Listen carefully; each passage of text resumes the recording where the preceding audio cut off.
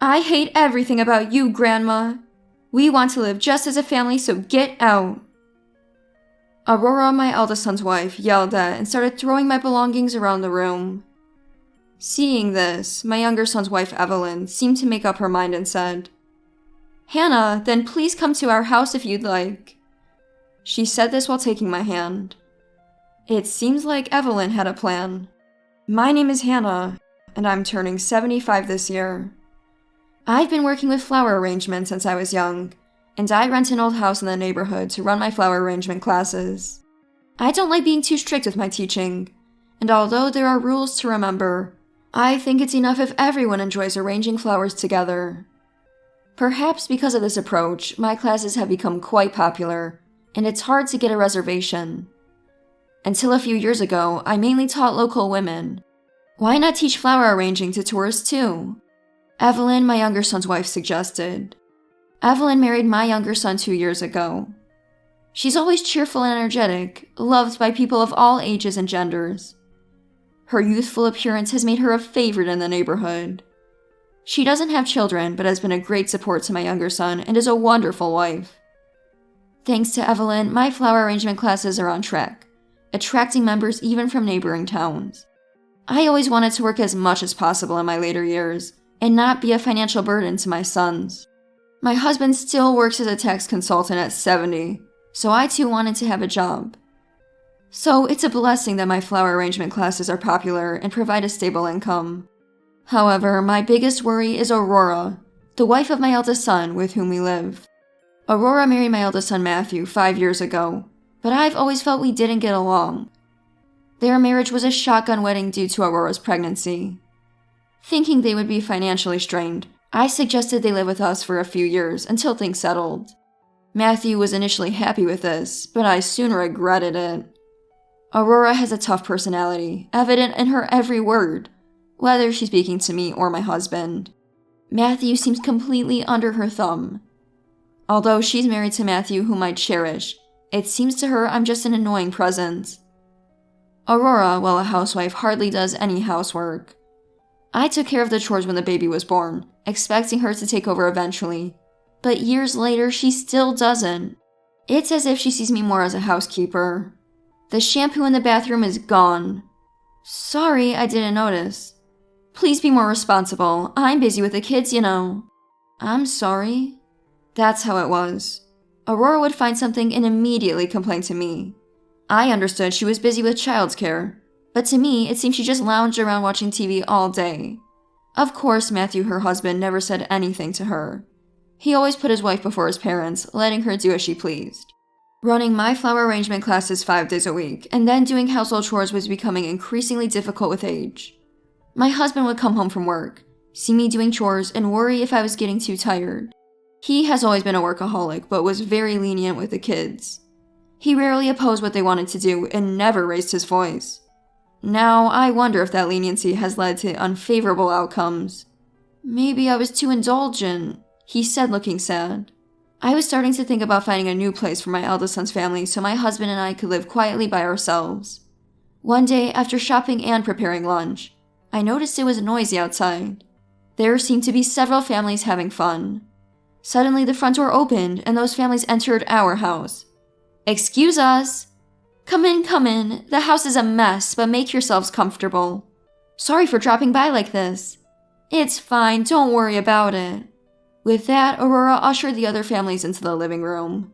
Confused by this sudden event, I was now dealing with 5 adults and 5 children. 10 people suddenly in my house. "Aurora, what's this about?" "It's okay, don't worry, just go over there." The other family started spreading out store-bought dishes and began a party in the living room. Of course, I wasn't informed about any of this. I was overwhelmed, my house suddenly overrun by a large group. The children not being watched by the adults were misbehaving, opening our fridge, jumping on the sofa. Not wanting to be in such a house, I decided to go out for a while, do some shopping, and distract myself. Relaxing in a cafe, reading a book, and browsing new shops, I lost track of time. And before I knew it, it was 4 p.m. Thinking I should return home to prepare dinner, I worried about the state of the house.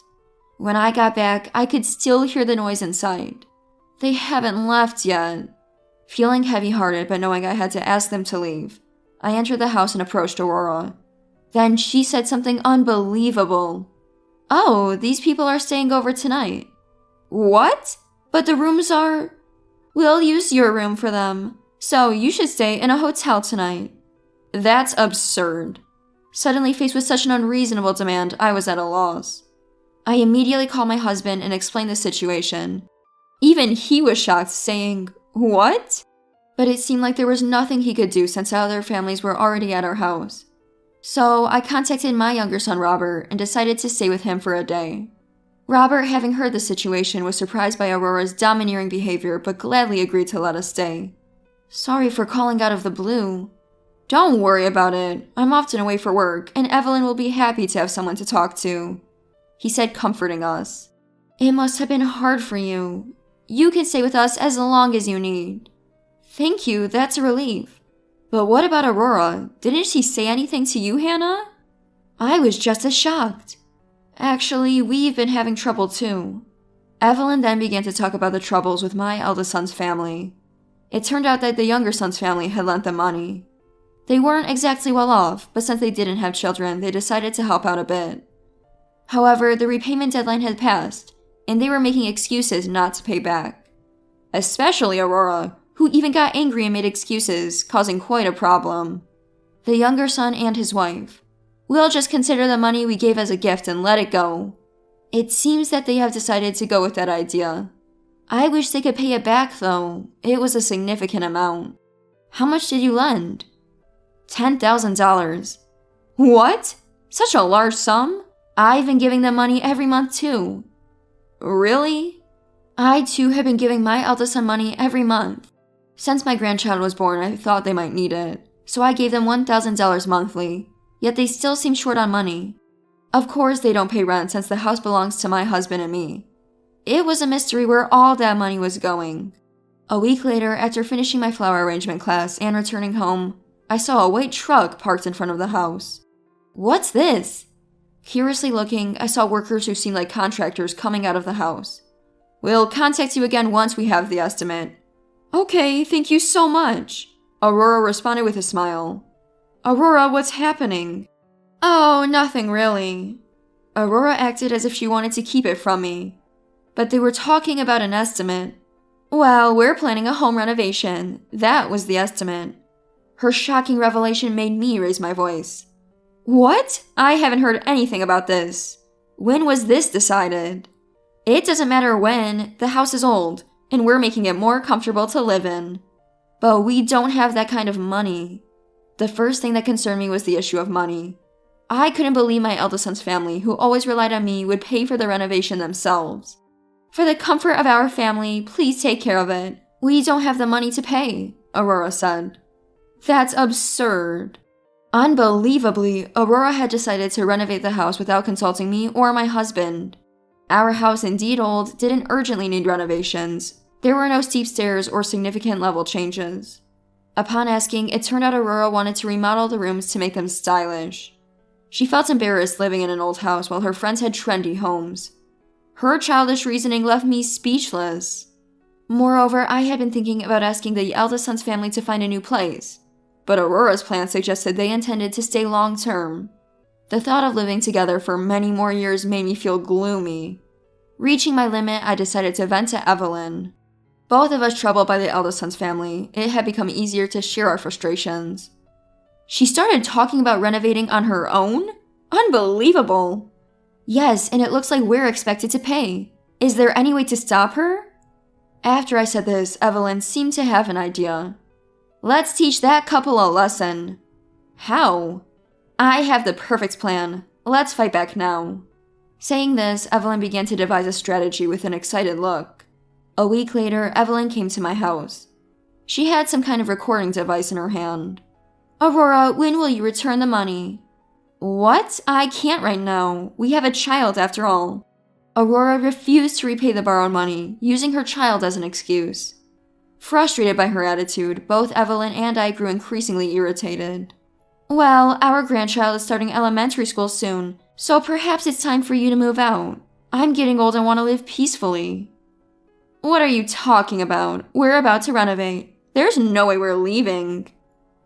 Caught off guard by mine and Evelyn's suggestion, Aurora panicked but refused all our demands. I hate everything about you. We want to live just as a family, so get out. Aurora yelled at and started throwing my belongings around the room. Seeing this, Evelyn seemed to make up her mind. Hannah, then please come to our house if you'd like. She said this while taking my hand. Evelyn seemed to have a plan in mind. Leaving an enraged Aurora at home, Evelyn and I went to my younger son's house. She shared her plan for retaliation against Aurora with me. Listen, if things stay as they are, they'll do whatever they want with the house and take your money, putting you in a tough spot. So, let's fight back and give them a taste of their own medicine. But how can we do that? First, stop all payments for the house. Although I lived with my eldest son's family, I never received any contribution towards living expenses. We paid for everything from utilities and groceries to neighborhood association fees. Thankfully, the house was already paid off. And don't give them the usual $1,000 every month. I see, but then I might not have a place to live. My biggest concern was becoming homeless. At 75, I couldn't buy a new house. Stay in the house until our counterattack is over. That way, it won't matter if the water or electricity gets cut off. That makes sense. Feeling a bit weak for fearing losing the house, Evelyn encouraged me with determination. We need to make Matthew realize how much they're taking advantage of Hannah. Her eyes were full of seriousness. Besides, we don't know how long we can keep working, so we should save as much money as possible. You're right. Then with Evelyn's help, I changed all the house-related payments. They were being charged to my credit card, but I switched to having the bills sent to the house. This way, the payment slips would start arriving at the house next month. Both Evelyn and I couldn't help but smirk, thinking about our retaliation. Since my eldest son's family rarely checked the mail, they might not notice the bills and end up with the utilities being cut off. The thought made us laugh uncontrollably. Our counterattack continued. With Aurora's requested home renovation about to start, my husband and I decided to have a talk with the eldest son's family about the future of the house. Is the renovation starting next month?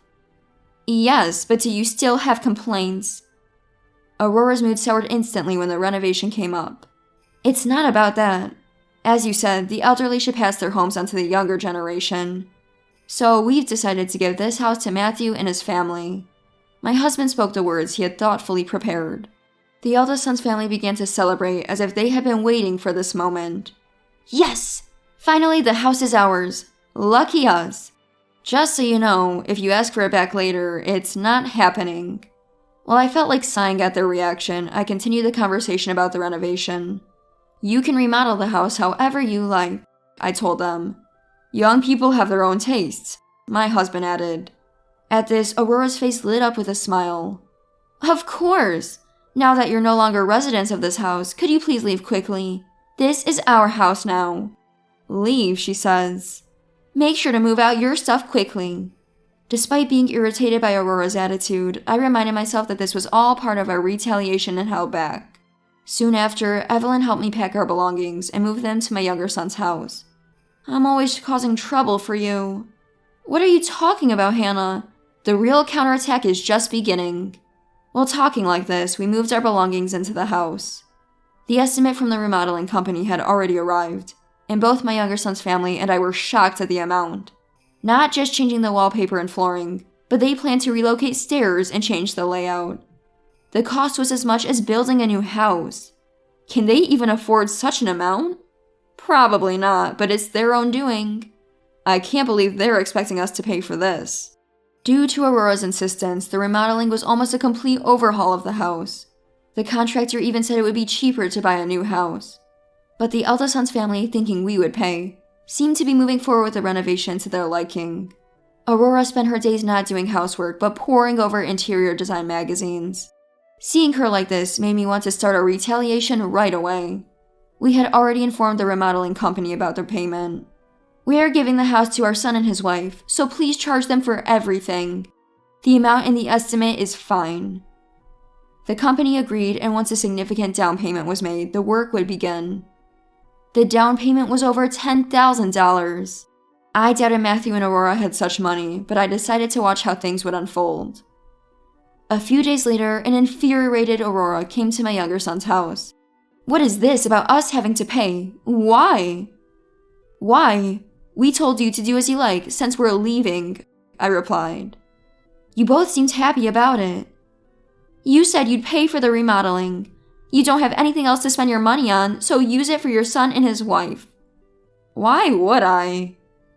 At that, Evelyn, having reached her limit, burst out in anger. "Enough is enough.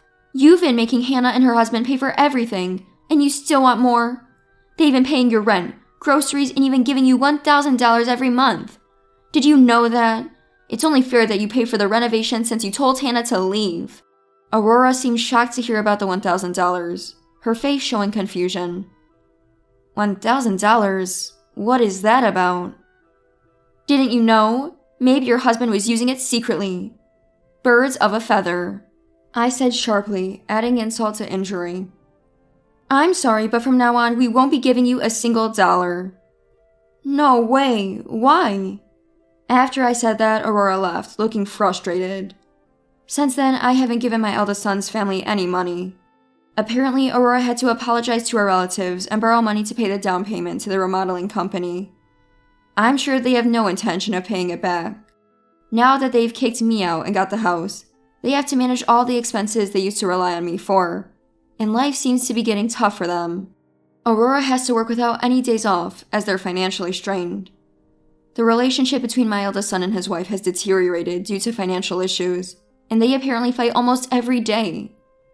The $1,000 I used to give my son every month was, unbeknownst to Aurora, being spent on drinking and entertainment. Moreover, it was revealed he was inviting junior colleagues to clubs and bars, as indicated by the numerous girls' business cards found in his suit pockets. This issue led to a huge fight, and they even considered divorce at one point. However, neither had the capacity to live independently, so they decided not to go through with it. Neither could afford alimony, which was probably a wise decision. They might have finally realized how expensive it is to live on their own. Lately, Aurora has been calling me with a pleading tone. "Hannah, won't you come back home?" "What?" "Well, I thought maybe you'd prefer the house you're used to over where you are now." "You just want my money, don't you? I'm much more comfortable where I am now. Sorry." I hung up the phone and deleted her contact information. Eventually, it became clear that my eldest son's family couldn't afford the remodeling costs, so they had to sell the house soon after it was completed. The house was priced quite high, probably due to the extensive remodeling expenses, much higher than the average in our town. Our old neighborhood is a so-called bedroom community, not particularly close to a station and without great transportation links. With such conditions, I doubt it will sell easily. Moreover, the interior, heavily influenced by Aurora's preferences, was a mismatch of styles and hardly stylish. I think it showed a significant lack of taste to spend so much money on such a cluttered house. "Maybe we should buy the house, now that it's for sale," Evelyn joked. Afterward, I heard that my eldest son's family moved somewhere else, but I haven't been in contact, so I don't know the details. Rumor has it that they were cut off by Aurora's relatives for not repaying borrowed money. Furthermore, Aurora reportedly started a dubious business out of desperation for money and is now being shunned by her friends. For several months, we stayed with my younger son and his wife. Evelyn, being kind, offered us, "Why don't you live with us?" But, tired from living with Aurora and her family, I politely declined. Instead, Evelyn arranged for us to rent an old house owned by her relatives that they were looking for tenants for. It was an astonishing 120-year-old traditional house. I fell in love with it at first sight. My husband and I, fond of old things, gratefully agreed to rent it.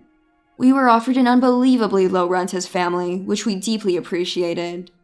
The house, grand and full of character, was perfect for my flower arrangement classes. It was even better than the old house I had been renting before, likely attracting more students. I'm motivated to continue with my flower arrangement classes. Changing our living situation made me realize how abnormal the relationship with my eldest son's family had been. I hope my eldest son and his wife learn to value the people around them more than their use of money. If they do, they might find help in times of need, as life is about helping each other. I'm thankful to Evelyn for this realization. I'm proud of my son for marrying such a wonderful woman. I don't know how long I have left, but I plan to continue supporting my younger son and his wife as much as I can.